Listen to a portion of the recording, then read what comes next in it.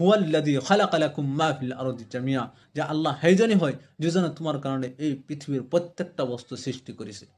হুয়াল্লাযী খালাকা লাকুম মা ফিল আরদি জামিয়া, যে আল্লাহ সেইজনই হয় যিজনে তোমার কারণে এই দুনিয়ার প্রত্যেকটা বস্তু তোমার কারণে সৃষ্টি করেছে। সুম্মা ইস্তাওয়া ইলাস সামাই ফাসাওয়াহুন্না সাবআ সামাওয়াত, তার পিছত আল্লাহ তাবারক ওয়া তাআলা এই আকাশ বনবার ইরাদা করেছে। তার পিছত আল্লাহ তাবারক ওয়া তাআলা 8টা আকাশ বানাইছে। ওহুয়া বিকুল্লি শাইইন আলিম, আর আল্লাহ তাআলা প্রত্যেকটা বস্তুর খবর আছে, আল্লাহ তাআলা প্রত্যেকটা বস্তু জানে। আল্লাহ তাবারক ওয়া তাআলা প্রথমে এই পৃথিবীখন বনাইছে আর পৃথিবীর গোটেই বস্তু বনাইছে। এই আয়াতের দ্বারা আমি এইটোও জানিছো যে আল্লাহ তাবারক ওয়া তাআলা আগত পৃথিবীখন বনাইছে, তার পিছত আল্লাহ তাআলা আকাশ বনাইছে, আর আকাশ একটা দুইটা নহয় 8টা আকাশ বনাইছে। 8টা আকাশ বনাইছে।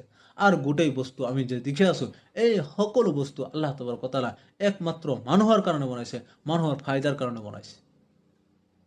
এইবিলাক যে আল্লাহ তাবাৰক ওয়া তাআলা মানুহৰ কারণে করেছে, আর মানুহক যে এইটো দুনিয়া সৃষ্টি করেছে, কিয় সৃষ্টি করেছে, প্রত্যেকটা বস্তু আল্লাহ তাআলা জানে, আর প্রত্যেকটা বস্তুর হিসাব আল্লাহ তাআলার সন্মুখত এদিন দিবই লাগিব।